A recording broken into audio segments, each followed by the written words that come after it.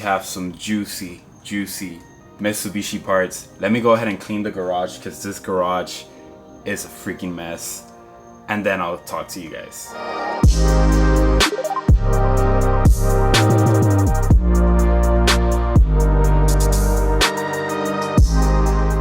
Something quick and personal while I'm picking up the garage. I'm a snowboarder now. I've been learning how to snowboard for the past, I guess, couple of months since winter started, and I got my own board now. Just wanted to share with you guys, I don't know why, just so you guys could get to know a little bit more about me. Let me know if you guys are interested in seeing snowboarding footage of me learning how to snowboard. Completely a beginner, but I've gotten actually pretty good. Super exciting. But anyways, I don't know why I'm saying this. Let's go ahead and keep cleaning this whole freaking mess and then unbox the babies.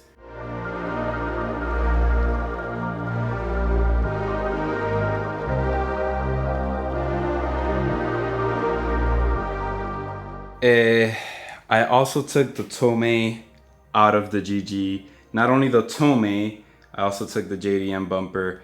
I put the stock USDM bumper with a stock buddy club. I'll kind of catch you guys up. Actually, let me show you guys real quick. And I also took out the intercooler out. Kind of putting that car completely back to stock, but it's still gonna be juicy. This car, once it sells, is gonna be a juicy car. Stock, as you guys can see, in front intercooler, and then this is the way the car is looking in the rear. It has a USDM bumper, which is not bad. Again, not the same as JDM bumper, with a beefy buddy club exhaust, which sounds actually pretty good. I did a lot of stuff off camera.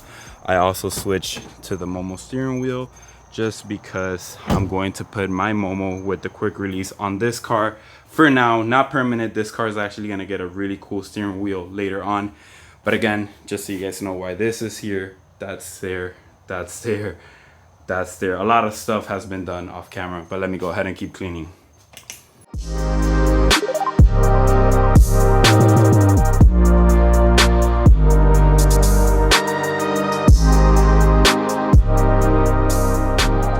Alrighty, I guess you could say the garage is a little bit cleaner. I kind of organized the Tomei and everything underneath the car just to get a little bit of more space. This is killing me, honestly. The fact that the garage is looking this way, my OCD is driving me crazy. But we are making a little bit of progress. We got a lot of OEM parts that I'm not sure if I've mentioned to you guys or not. Some of them are brand new that they just got here, obviously, and some of them have been sitting around for quite a bit, but I don't think I've shown you guys. So let me set the camera on the tripod and unbox these real quick. First part here is a part that I spoke about for a while. Let me unbox this real quick. And that is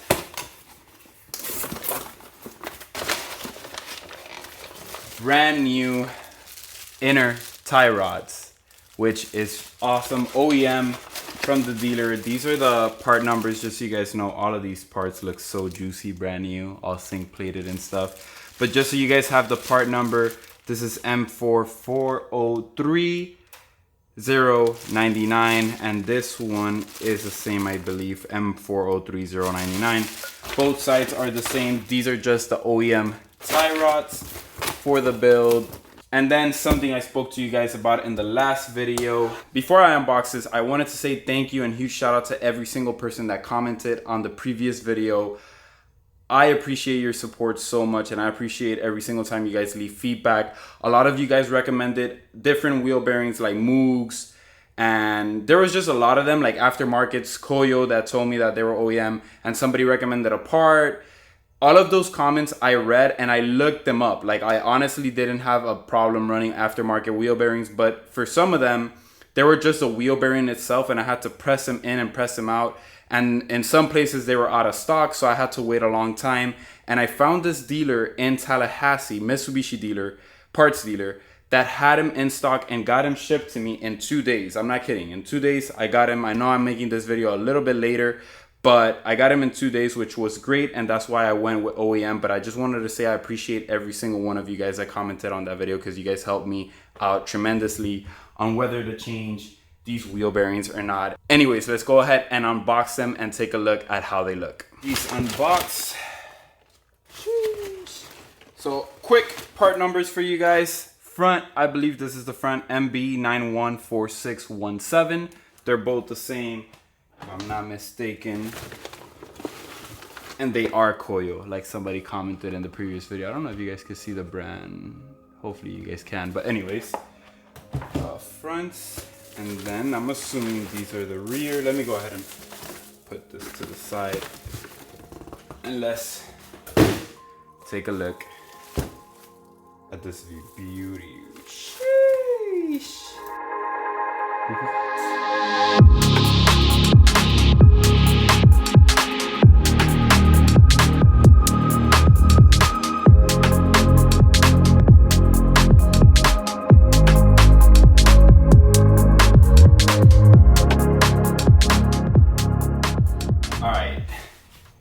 Understand why I had issues on deciding whether to buy these or not, and take a look at these wheel bearings. Again, nothing's wrong with them, but the car did have 80,000 miles, so these are on their way out. So that's why we went ahead and bought these. I'm so happy I bought these, honestly. Like, dude, brand new studs and everything. Like, little things like this. Again, I don't know if it's just my OCD, but it makes me so happy instead of running this or that. And again, you're never gonna see this because this is gonna have the rotor on top. But I know that it's there, and I know that I didn't cut corners, so I am super happy. Let's go ahead and continue. Let me show you guys these real quick, if I can, with one hand. The lugs for the car got here. I went with raised lug nuts. Let me see if you guys can see this. There's so much light. But I went with raised. God, I feel like there's so much light, you guys could barely see that with the reflection. But they're just raised black lug nuts, as you guys can see. If I could get this to focus. Maybe, there we go. As you guys can see, they're just black and they just say raised. These are legit from Japan, which I always wanted these, particular on the GG, but I never got it. Because, again, the TEs that we're running on the red are these with the black OG stickers. Just imagine if I could put all the lug nuts lined up with the raised. Anyways, just imagine black ray lug nuts on these wheels are gonna look really good. That's why I went with these. And then one more thing, I also went ahead and pulled the trigger on brand new rear brake shoes and brake springs and basically the whole assembly, just because I wanted to make sure that everything worked and everything worked correctly. So I got all new springs and basically everything I need to assemble the rear brake shoes. Everything brand new from StopTech, Centric Parts, basically same brand, I think, at least STM has it that way. And I also got brand new brake shoes, which is a plus. And then, I don't know if I showed you guys these on a previous video, but just in case I didn't, I did go ahead and bought brand new fender liners because those were a little bit beat up. So I bought them brand new from the dealer as well. And if you guys need the part number, I'm almost sure it's somewhere around here. Here it is. This is one kit, M4954176. And then this is the other one, M54175. Just in case you guys need them. Actually, now that I've showed you guys all of these parts, I do want to install a couple of parts on the red, which is the fender liners, and maybe we could get to the intercooler. I did do this off camera, but I removed the ETS intercooler that we had on the GG because we are gonna run this intercooler as a 3.5 inch on the red. I might go for 4 inch. Not sure yet, we'll see, we'll decide that later on once we get to the build. But for now, we are running this intercooler. I love the way this intercooler looks with the front bumper and a carbon fiber front lip, which we have. This car is gonna look amazing. That's why I wanted that ETS intercooler. But let's go ahead and get some work done and install these fender liners and then show you guys the finished result. Before I continue and go ahead and install the new fender liners, I do have a question for you guys in regards to the brand new tie rods I bought. To all my mechanics and pro people on Evos, I have a question for you guys. So first, my first question is, where can I get the metal clamp that is a one-time use? I'm speaking about the metal clamp in the rear. I don't know how to hold the light and show you guys this, but I'm speaking about this. This is so hard for me to show you guys. I'm speaking about this metal clamp, if I could get it to focus, that metal clamp right there, that goes on the boot of the tie rod. Because these clamps are a one-time use clamp, and I don't know where I could get that part or that clamp in specific. I know that there's a lot of people that do zip ties, and you guys know me, I don't want to do that. I want to do it like they did it in the dealer. But I have a second question for you guys. On this side, it's kind of easy to reach, and I could do it because you need like a special plier for you to crimp that type of clamp. But on this side, there is no way for me to get that plier in there. And I don't know if you guys understand what I mean. Hopefully you guys kind of understand what I mean. I'm trying to get all the way to that clamp, all the way back there, and I need to put the plier like this and press it. Again, I hope some of you guys are understanding me. But my question to you guys is, how do I get on this tie rod on this side to clamp the clamp, I guess you could say, on this side without having to drop the steering rack? And I do not whatsoever want to do that. I'm already way over myself with this build. This was supposed to be a month, and I'm already, what, 2 months, 3 months with the car up on jacks because I am being OCD about everything, like painting my fender wells like this. So if anybody knows SOS, please help. I do not want to drop the subframe, the steering rack, or whatever. I honestly wanted to be straight and simple and to the point. But if it does get to that, then what I'm going to do is I'm going to keep the tie rods that I currently have. And whenever I do drop the engine, we will go ahead and switch these out. Again, these are not super bad, but they shouldn't drop like that. They should kind of, be stiff and all of that. So, but again, if any of you guys know, please let me know how I could go about this in the comments. I would really appreciate it. I have a huge problem. I'm a bit annoyed, and I'm just gonna be real with you guys. This video might suck. So I just opened the new Fender liners, and I just want to do this simple install while everything keeps getting me a little bit behind, because I see this and I'm like, okay, it looks brand new, it looks super clean, like it looks insane compared to that, and I'm like, this is gonna get from this to that in a little bit. So how can I keep it to the point where it's always new when I clean it and stuff like that, and I try to maintain it as good as possible? And I start thinking to myself, I could ceramic coat it. And then if I ceramic coat plastic, I don't know if I'm pretty sure there's a specific ceramic coat for plastic parts.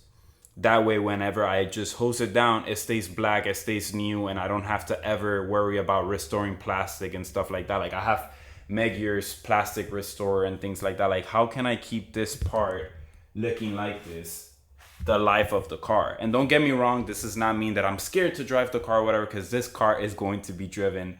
And that's exactly why I'm taking the precautions I'm taking, because I know that this car is going to be driven everywhere I can once it's done, because I want to enjoy it. And that's the reason why we build these cars, is for us to actually enjoy the car. But wouldn't it be super nice where the car, I drove it through rain, it's super dirty, and then I just grab a hose the fender wells, hose the wheels, because the wheels are going to be ceramic coated, which I already got the kit from the rack company, G-Technic. Wouldn't it be nice for me to just grab a hose and be able to clean the undercarriage of the car, the fender wells and all of that, and everything be clean because it was ceramic coated before I installed it? I think it's a no-brainer. But then it makes me mad because I'm recording these videos, and as I'm getting ready to install it, I'm like, wait, I'm not going to install this yet because I could ceramic coat it, and it could always, at least for the 5-6 years, whatever ceramic coats last nowadays, which is just insane, it could last me for a lot longer, and it could be clean once I hose it down. So now, unfortunately, what's going to happen is that I'm not going to install it, and I feel like this video is a total failure, and I shouldn't post this, but I haven't uploaded in a while, so I'm still going to post this. This was a total fail. And I want to, I'm going to post it. I want to show you guys the real, what actually happens in the garage when I sometimes make videos. This is what happens. Sometimes it doesn't go as planned. And today's one of those days where I realized it's too late. I should have bought something. Again, I don't know what type of ceramic coat I could use for plastic. If some of you guys have any recommendations, let me know.